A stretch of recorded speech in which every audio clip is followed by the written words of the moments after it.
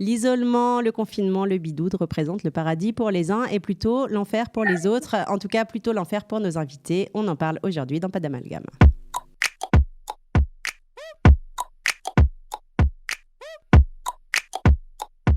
Aurit Elital, bonjour. Vous avez fait votre alia le 12 août.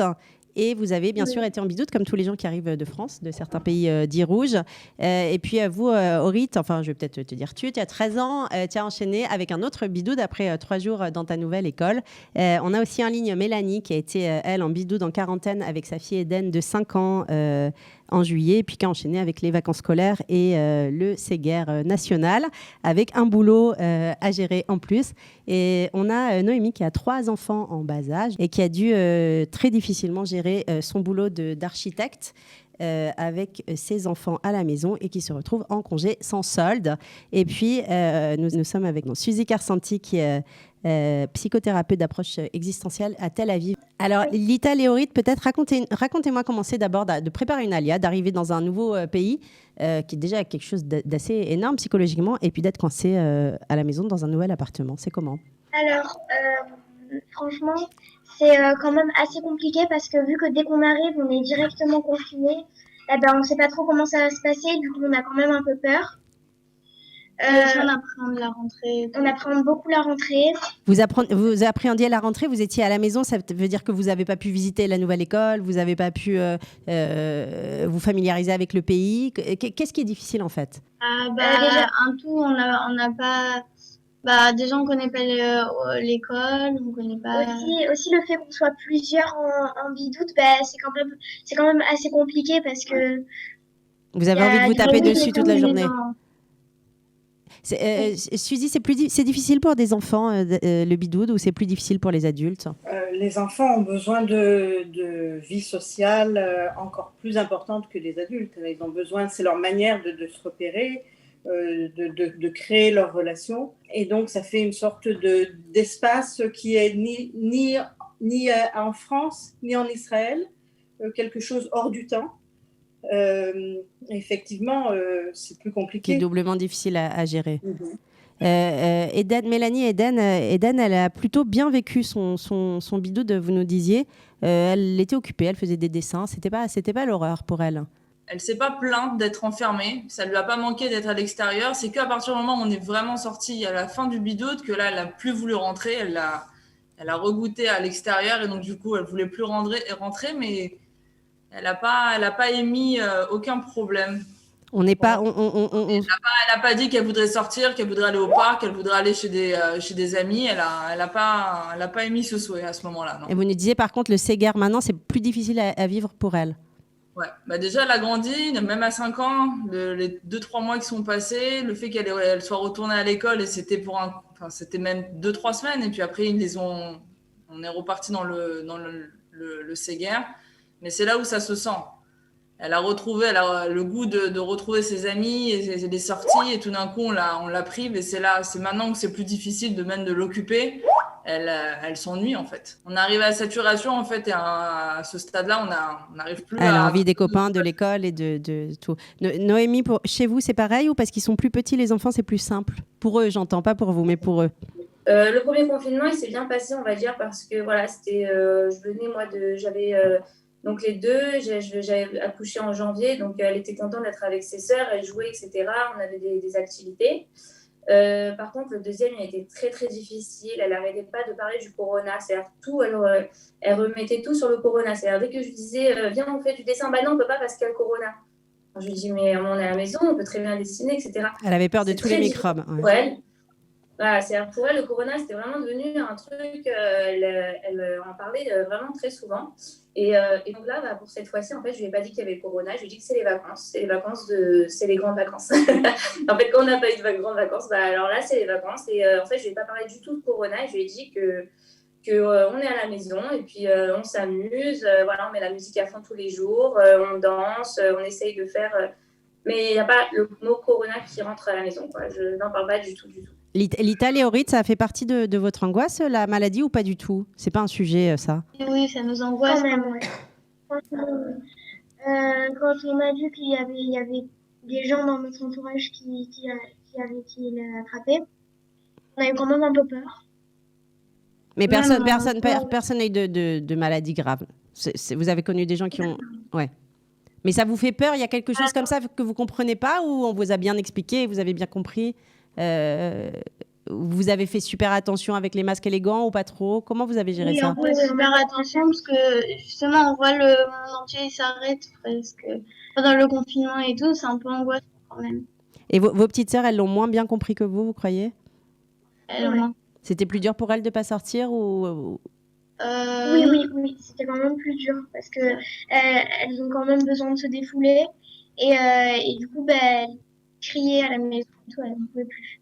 Quand on est parent, Suzy, on entend partout des histoires, on lit beaucoup d'histoires de mères qui sont au bord de la crise de nerfs à devoir gérer les enfants, le télétravail évidemment, et qui est le gros souci de cette situation, et puis la maison.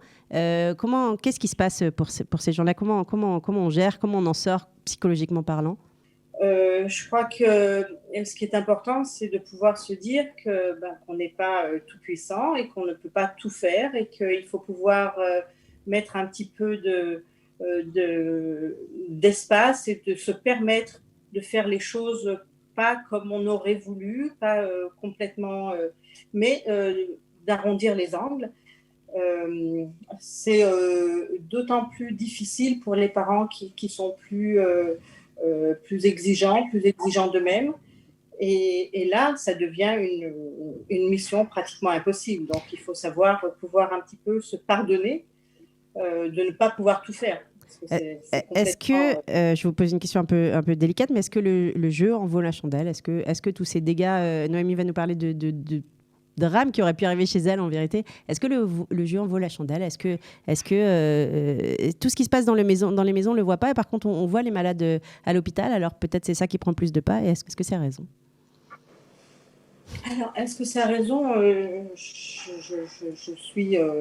peux pas le dire, c'est pas ma position de dire est-ce que c'est à raison ou pas. A priori, je crois qu'à partir du moment où on reçoit une injonction de rester à la maison, on est obligé de faire confiance. C'est ce qui est abîmé en ce moment, c'est que la confiance est perdue et du coup, l'effort qui est demandé ne correspond plus à la confiance qu'on peut donner à... Noémie, il y a l'aspect télétravail qui est très important dans ce confinement. Vous êtes en congé sans solde, c'est-à-dire que vous êtes architecte, hein, votre employeur avait moins de boulot et de deux, vous n'étiez pas en mesure de lui fournir la qualité de travail que vous auriez dû lui fournir.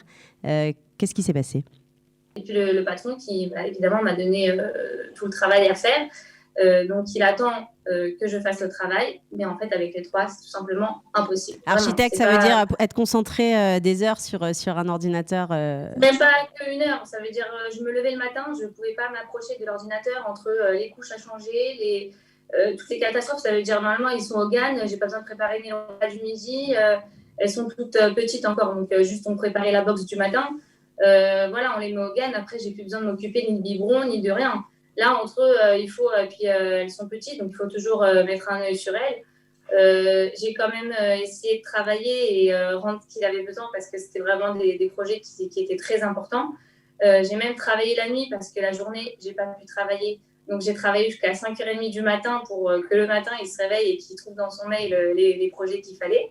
Et voilà, donc j'étais sur l'ordinateur. 2 minutes, j'ai quitté de l'œil ma fille. Donc, comme vous avez dit, j'en ai 3 au Hachem et une de 4 ans, une de bientôt 2 ans si Dieu veut et la troisième de 8 mois. Et en fait, je la vois avec un gros truc rouge comme ça dans la bouche. Donc, vite, je cours, je la vois. Et en fait, la moyenne, elle avait enlevé son chouchou. Elle l'a jeté par terre parce qu'elle ne va pas penser à le mettre ailleurs. Et puis, l'autre qui vient et qui ramasse. Le lendemain, j'entends un boum. Je la vois, elle est par terre, la petite. Donc, la grande, elle est venue. Elle lui a détaché la ceinture. Pourquoi? Je ne sais pas. Mais voilà, c'est des enfants. Donc, on est obligé de rester à côté. Vous ne pouviez plus. C'était ingérable. C'était ingérable, le boulot et c'est ingérable. Voilà. C'est pas possible. En fait, c'est soit le travail, soit la maison. Mélanie, le télétravail, vous êtes dans les jeux en ligne. Le télétravail avec une enfant à la maison 24 heures sur 24, c'est comment? Bah, disons que ma journée commence à 6 heures du matin parce que j'ai une enfant qui se lève très très tôt et mes journées se terminent vers minuit, 1 heure du matin. En fait, ce qui se passe, c'est que je dois être productive parce que j'ai toute une équipe à gérer à distance. Donc, je commence ma journée, je travaille de 8 heures à 10 heures et je coupe ma journée de travail tout au long de la journée. Dès que j'ai un moment de libre, par exemple là, bon, je suis en Zoom avec vous, mais par exemple, si j'avais pas fait le Zoom, j'aurais travaillé jusqu'à ce qu'elle s'ennuie, donc elle vient me voir et donc après je m'arrête de travailler. Mais du coup, voilà, ma journée de travail s'étale de 8 heures du matin jusqu'à minuit, 1 heure du matin. Vous pouvez fractionner. Vous pouvez fractionner. J'ai la chance de pouvoir fractionner, mais c'est vrai qu'il y a des moments où je suis très demandée et je suis obligée de la mettre de côté en sachant que je suis mère célibataire avec un enfant.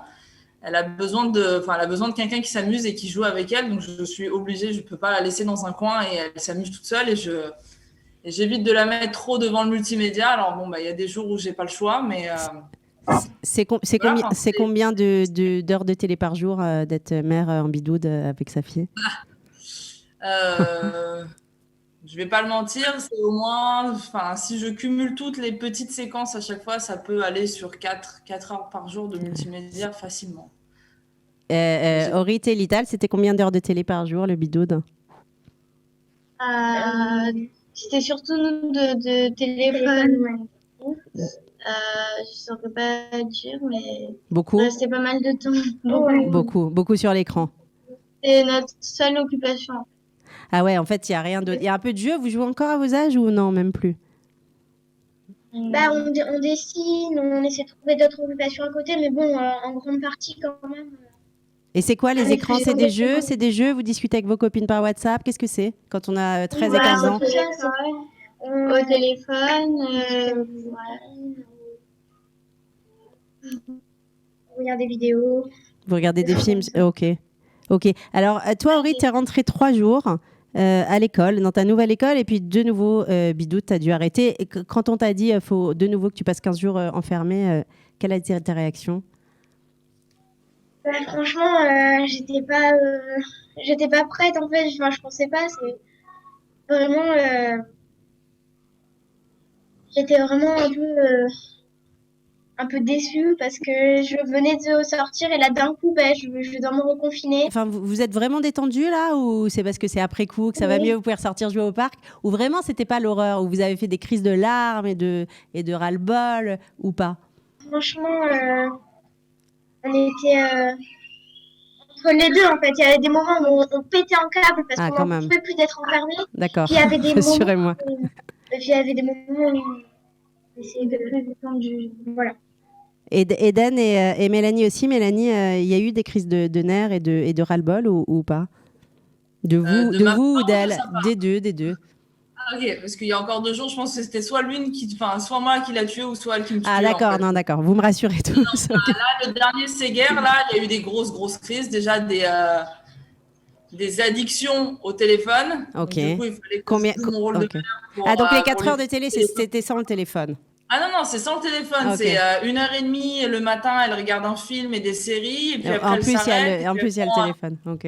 Elle prend l'ordinateur et elle se met dans le lit. Et puis après, elle regarde la télé au lit. Donc vraiment, quand je dis 4 heures, c'est au minimum et c'est Ok. tout cumulé. Hein. Ok. Mais le téléphone, non, j'évite. Mais c'est vrai que des fois, elle a quand même tendance à le prendre parce qu'elle fait un FaceTime avec sa grand-mère, par exemple. Et puis, elle garde le téléphone. Et puis après, elle va sur YouTube. Donc du coup, il y a une addiction qui s'est créée. Donc du coup, c'est des belles crises auxquelles j'ai droit. Une fois que la petite, elle se couche et que Il faut je peux me dire, continuer. enfin, mon rôle de maman est terminé pour la journée, non, en fait, il faut que je reprenne mon rôle de manager et que je fasse mes heures pour justifier mon salaire à la fin du mois, en fait. Noémie, vous nous racontiez tout à l'heure les déboires avec vos enfants tout petits, les accidents domestiques qui peuvent être graves. Vous avez l'air, vous aussi, assez zen. Est-ce que vous l'êtes? Franchement, aujourd'hui, ouais. J'essaye de relativiser et de me dire que de toute manière, c'est ce qu'on passe. Tout le monde est dans la même situation. Et c'est pas parce que je vais le prendre moins bien qu'au final, ça va changer. Donc, j'essaye de le prendre positif. J'essaye de donner aussi du positif à mes enfants. et trouver des solutions pour qu'ils soient mieux, quoi, qu'ils se sentent bien. Et je pense que même, maintenant je travaille plus, donc on va dire que j'ai plus de temps que quand je travaillais. Mais voilà, même pour moi, je peux essayer de retrouver des moments que j'avais envie. N'importe qui peut essayer de faire du piano, du dessin, cuisiner. Voilà, Vous trouver, avez lancé des cours de cuisine en Zoom, hein, pour les enfants, pour Alors, les ados. ouais, justement. Alors, par rapport à ça, ce qui s'est passé, c'est qu'en fait, quand j'ai vu ma fille qui était très triste, j'ai pensé à tous les petits qui étaient à la maison ou même les grands. Et j'ai dit, mais c'est pas possible de passer cette période, c'est trop difficile, c'est trop triste. Comment je peux faire en sorte que les enfants ils s'amusent un petit peu et faire profiter aussi les parents. Donc, au final, j'ai créé des groupes Zoom pour les enfants de l'âge à partir il y en a même de 7 ans qui se sont inscrits. J'ai même fait à partir de 4 ans, bientôt, si Dieu veut, ça va se faire, et jusqu'à 19 ans. Et ils cuisinent en même temps que moi, voilà, c'est pendant 1h30, et on a fait des chalotes, un gâteau aussi. Il y a eu Voilà. des super initiatives là. Suzy, qu'a ressenti l'ennui, c'est quelque chose qui est très présent dans ces confinements, ou c'est plutôt l'over-occupation des parents? Qu'est-ce qui prime en fait? Quelle est la souffrance, s'il y a souffrance, qui prime dans ce confinement ou ce bidoude? La souffrance, c'est sûrement l'ennui. Je crois qu'en écoutant Mélanie aussi, on peut dire qu'il y a une situation qui est vraiment pas ordinaire du tout. Et malgré cet état un petit peu catastrophique qui est tout autour de nous, on essaye de faire, de tout tenir comme si tout était normal, de garder un rythme de travail normal, de garder une position normale éducative. Et à partir du moment où on a cette exigence envers soi, il y a une grande frustration, il y a un épuisement. Je crois que ça fait partie aussi des grosses difficultés qu'on rencontre. L'ennui aussi vient. Avec l'ennui vient le manque d'intérêt. C'est-à-dire qu'il y a un manque d'intérêt, il y a une sorte de fatigue. Et c'est une chaîne. Ça devient un cercle vicieux qu'il faut essayer. Alors, Nomi, c'est vraiment cette accommodation, finalement, de trouver une nouvelle idée, de trouver autre chose, de se dire, OK, aujourd'hui, on ne peut pas être sans les écrans. Les écrans sont un des outils qui nous permettent d'être en communication, de pouvoir, au travers des écrans, faire autre chose, réveiller des curiosités qu'on ne connaissait pas en soi.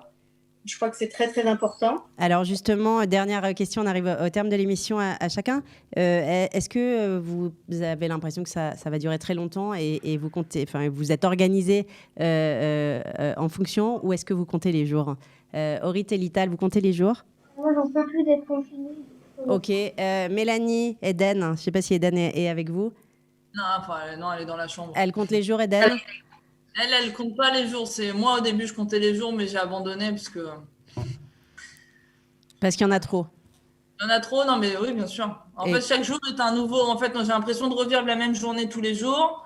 Mais chaque jour, je me lève et je me dis, OK, comment on s'organise aujourd'hui? Qu'est-ce que je fais? Est-ce que je prends la babysitter? Est-ce que je demande à une copine de la faire venir?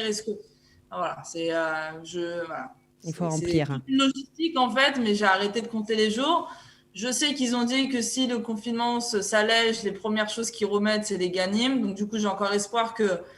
Mais dans ma tête, je sais que ça pourrait durer encore longtemps. Ok. Noémie, vous comptez les jours? Non, la vérité, non. Parce que, voilà, pareil, je me dis que chaque matin, c'est un autre matin. Et puis, on ne sait pas ce qui va se passer. On ne sait pas ce qui se passe demain. C'est vraiment une période où on ne peut pas du tout... on ne peut même plus prévoir rien, ni de rendez-vous, ni d'anniversaire, ni de... Voilà, ma fille, elle a 8 mois au Prachem, on n'a toujours pas fait sa Brita. Ça fait peut-être la 10e fois que j'envoie une invitation. Et à chaque fois, ça ne se fait pas au final. Et ça ne s'est toujours pas fait. Donc, j'attends. Si Dieu veut, on la fera, mais quand, je ne sais pas. Si Dieu veut, quand ça sera. Ok, bon, je suis désolée, c'est passé vite. Il y a plein de sujets qu'on n'a pas pu aborder, mais merci à toutes les 4 d'avoir été là, et à bientôt. Merci beaucoup. Bye bye.